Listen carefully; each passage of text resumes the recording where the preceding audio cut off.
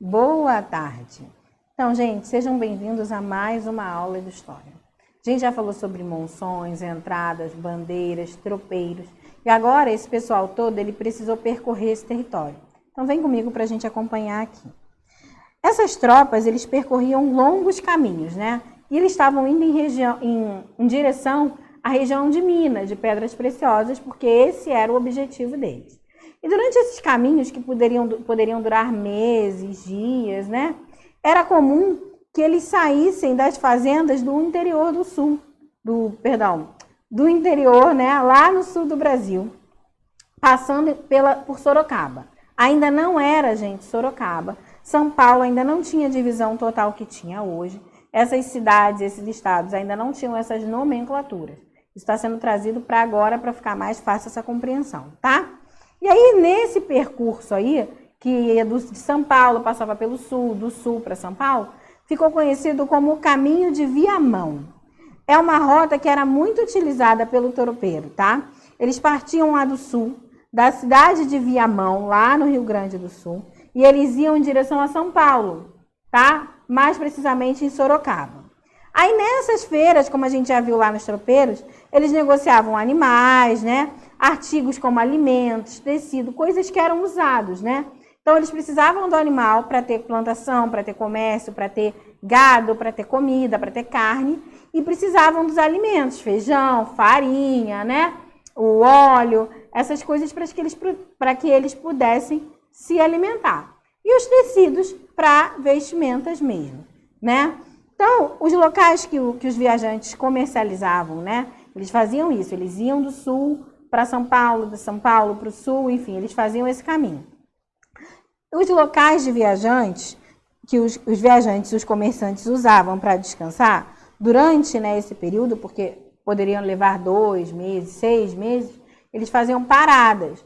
E essas paradas, esses locais onde eles descansavam, eram como se fossem tendas, é conhecido como pouso, né? Eram conhecidos como pouso. Muitas vezes os tropeiros permaneciam meses nos pousos, alimentando os animais e esperando a água do rio baixar para depois seguir caminho. Ao longo desses trajetos, desenvolveram-se feiras, vilarejos e mais tarde, né, origem às cidades. Então, o que acontecia? Esse pessoal começou a parar ali. Então, ele ficava, às vezes, um mês ali parado. Então, ele desenvolvia o comércio, né? Ele começava a abrir caminhos. As pessoas começavam a se instalar. Porque, por exemplo, se era um caminho de passagem, quem tinha uma vendinha, quem tinha uma pensão, quem vendia uma comida, parava ali e começava a ver o quê? Um mercado, uma possibilidade de negócio. Então, começou a se criar o quê? As feiras. E essas feiras foram se expandindo para pequenos vilarejos. Então, tinha pequenas casas, poucas pessoas, um comércio pequeno, né? E com isso, esses vilarejos, eles foram crescendo e dando origem ao quê? Às cidades que a gente conhece hoje, tá? E aí, lá a gente tem o Caminho de Viamão. Olha lá como é que era. Lembra que eu falei com vocês que a gente tinha aqui a divisão por capitania? Então, em São Paulo, eu tenho a Capitania Geral de São Paulo. Ali pelo sul eu tenho a Capitania de Santa Catarina e a Capitania do Rio Grande de São Pedro. Então, onde fica Viamão, lá embaixo, tá vendo? E eles vinham percorrendo o Rio Grande do Sul, Santa Catarina, até chegar em São Paulo, em Sorocaba. Esse mapa, ele tá diferente do que a gente vê hoje, obviamente, né? Com relação a alguns nomes, tá? A estrutura é bem parecida, tá bom? Vocês vão realizar as atividades. E aí, a gente tem o mapa abaixo, representa os caminhos percorridos por algumas bandeiras de aprisionamento de indígenas. Compare com o mapa do Caminho de Viamão e responda as questões em uma folha à parte. Não precisa ser à parte, pode ser lá no caderno, tá bom? Vocês vão responder lá no caderno, na nossa aula a gente vai corrigir. E vão fazer o bumerangue. Vocês vão acompanhar também e vão levar em consideração, né? Vão passar a página.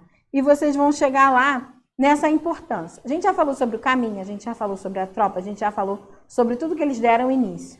Mas havia uma necessidade de quê, gente, até hoje? De se comunicar. Né? Então, a necessidade da comunicação, ela sempre existiu. Então, olha lá no século XVI, a comunicação, né, entre o Brasil e Portugal, ela era feita através de cartas, que demoravam meses para chegar.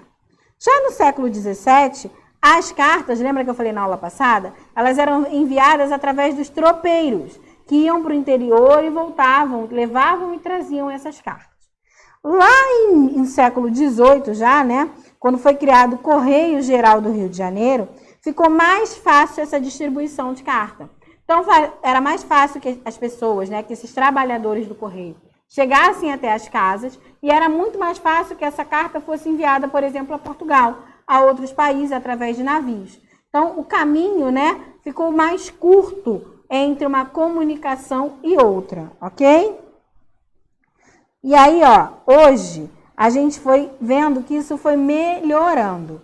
Em 1852, foi instalada a primeira linha de telefone no Rio de Janeiro, gente. As pessoas, então, puderam começar a usar o quê? O telefone, né, móvel. O telefone lá de antigo, que a gente tirava do gancho, para se comunicar, para falar com o próximo, tá? O telefone, ele chegou no Brasil mesmo em 1877, logo após a sua invenção. Mas ainda se usava muito a carta como meio de comunicação, tá? No século XX, foi quando os celulares começaram a ser usados no Brasil. Mais precisamente em 1990. Então, gente, olha só, se perguntar para o papai, para a mamãe, para a avó, então, celular não era coisa que a gente via. E nem foi coisa da nossa infância. Eu, por exemplo, sou de 84.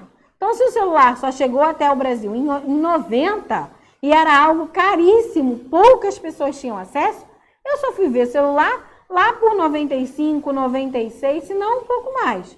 Tá bom? Então, essa coisa, esse acesso que vocês têm hoje ao telefone móvel, ao celular, ele é bem recente na história da comunicação. Tá bom? E aí, no século XXI, surgiu o boom da internet. Então, até então, os celulares eram usados para chamada e tinha no máximo o jogo da cobrinha. Hoje, os celulares fazem absolutamente tudo. Você acessa o banco, o seu médico, o seu trabalho, sua agenda, a gente dá aula.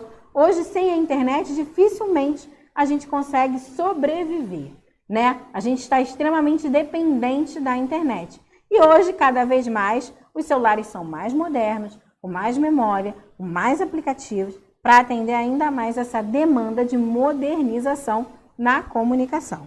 Então, vocês vão fazer essas atividades também e na nossa aula online a gente corrige. Então é isso, gente. Um beijo. Até logo.